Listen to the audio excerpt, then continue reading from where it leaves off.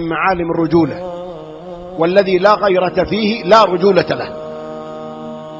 والجنة حرام على الديوث الذي يقر الفاحشة في أهله.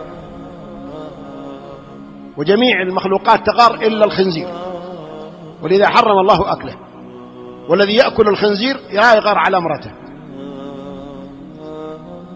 والله غيور على محارمه، والنبي صلى الله عليه وسلم غيور على محارم أمته. ولما نزل قول الله عز وجل فليأتوا ب4 شهداء، قال يا رسول الله، يقول سعد، يقول أقعد أرقب حتى أجيب شهود، بيروح ويغلق ويمكن يغتسل وأنا عادني أدور شهود، والله لا أضربه بالسيف حادا غير مصفح. فقال صلى الله عليه وسلم أتعجبون من غيرة سعد؟ والله إني لأغير من سعد، ووالله إن الله أغير مني ومن سعد. فالغيرة معلم وسمة بارزة من سمات الرجولة، والذي لا يغار لا خير فيه.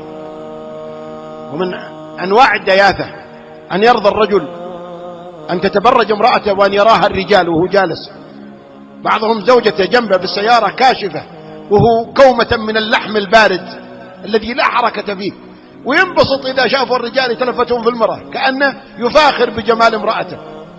لا، زوجتك لك أنت، لا تنظر لها عين ولا تمتد لها يد إلا يدك وعينك.